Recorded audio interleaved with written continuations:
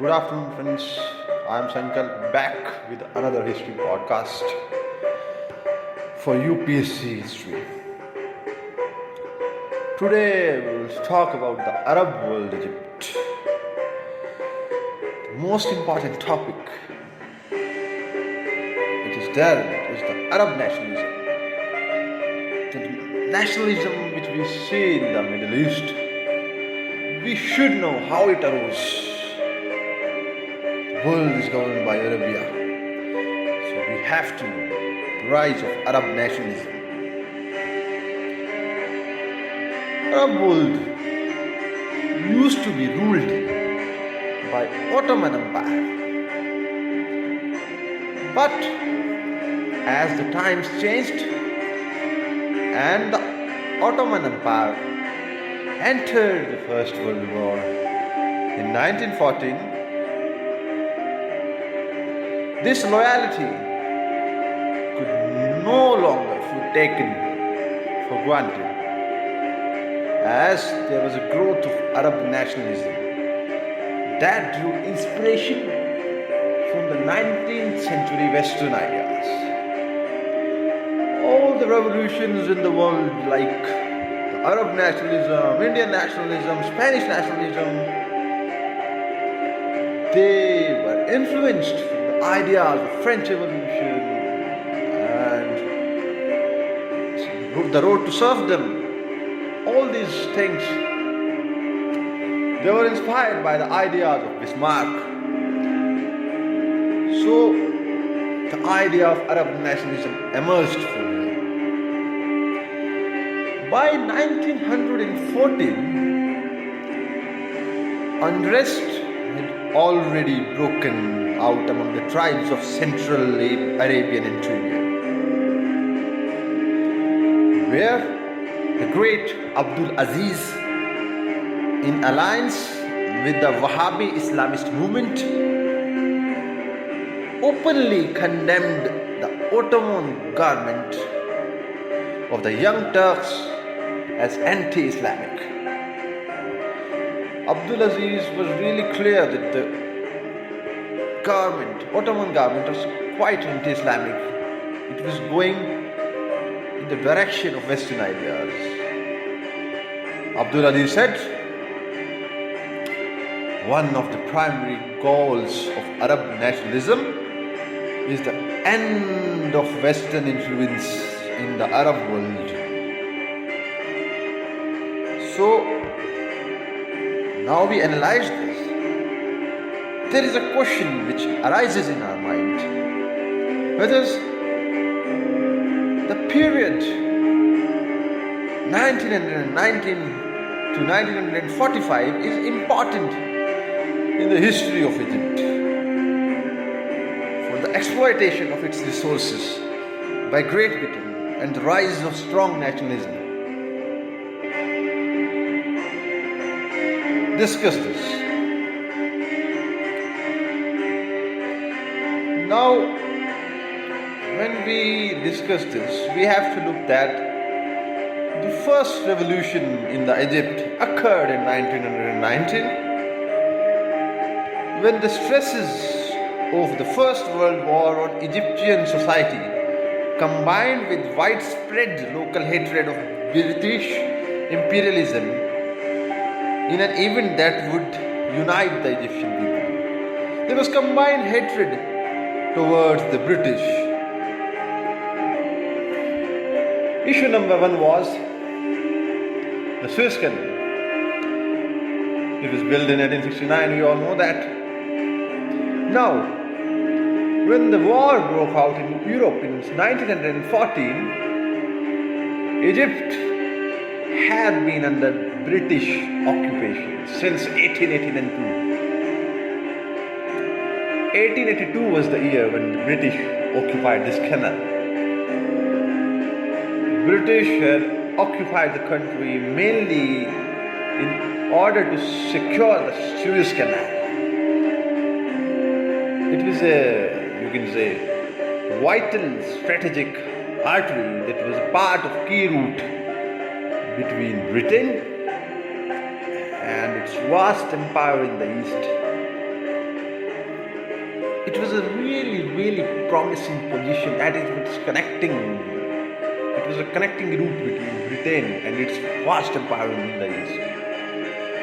The occupation in the beginning was supposed to be temporary, although it lasted until early 1950s before Nasser nationalized it. This is how British has always played their game. They have been the symbol of fake promises. Reason number 2 for the rise of nationalism was the World War effect. British had squeezed Egypt during the war, but what would Egyptians receive in return for this contribution to the war effort once fighting this war? They took part in the war considering that the British would take care of their demands after the war, but British doesn't care. Reason number 3, nationalism.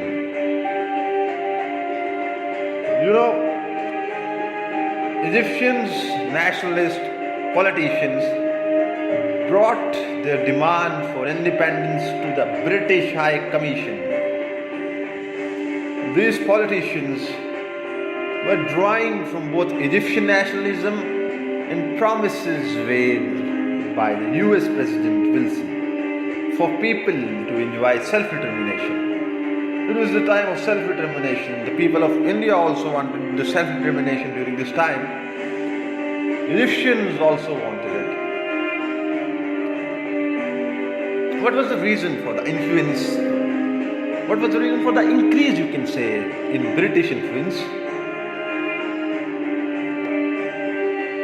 Sultan Pasha and Ismail Pasha took huge loans from British and French companies to sustain their luxurious lifestyle. When these loans were demanded by British and French companies, Sultan Ismail unfortunately sold the shares of the Egyptian state to British company. This, as a result, increased British influence in Egypt. And in 1882, British established its political control over Egypt. The Sultan became a puppet of the British.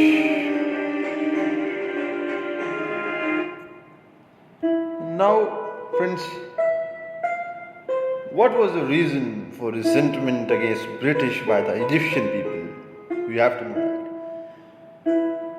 Number 1, British government fooled Egyptians that they were fighting war simply to ensure right of self-determination of the Egyptian people. They were lying, obviously. British are known for lying all the time. They said the same thing to the Indians also. Number 2, when the war ended, as you know that Egyptians demanded right of self-determination, neutralization of Suez Canal and full control over Sudan. Now, what would be the conclusion? Conclusion would be British government was in no mood to relax its control over Egypt. Now, you would study about the wars and the oil crisis which occurred in Egypt. The Arab Wars, the nationalization of the Suez Canal by the Egyptian President Nasser in July 1956 resulted in further alienation of Great Britain and France, which made new agreements with Israel. Now, what was the 1967 Six-Day War. You know, after calm there is always storm.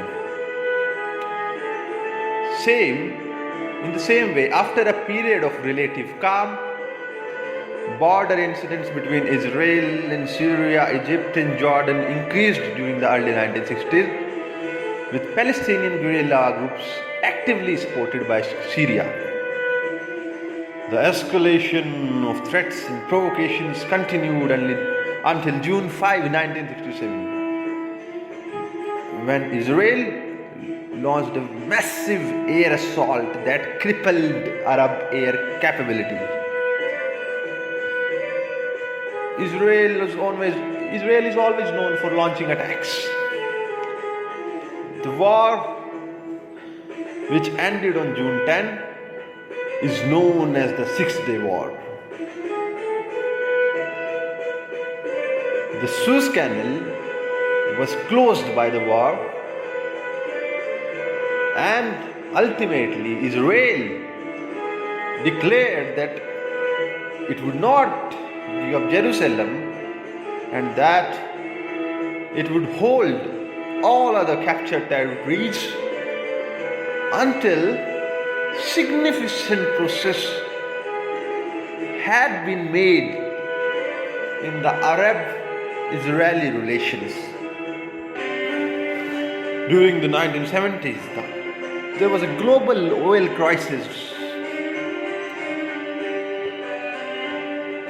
Recently, the economic terms of the world trade in oil have been radically altered. The balance among oil producing and exporting countries and oil consuming and importing countries and among oil companies themselves appeared to have shifted decisively in favor of the producing countries. Obviously, if someone produces something, they will try to have the upper hand in it. This is what happened during the oil crisis, which occurred because of the Arab countries. The aim of major oil producing countries is clearly to maximize their government's take out of the value of their oil production and to obtain increasing control over oil operations.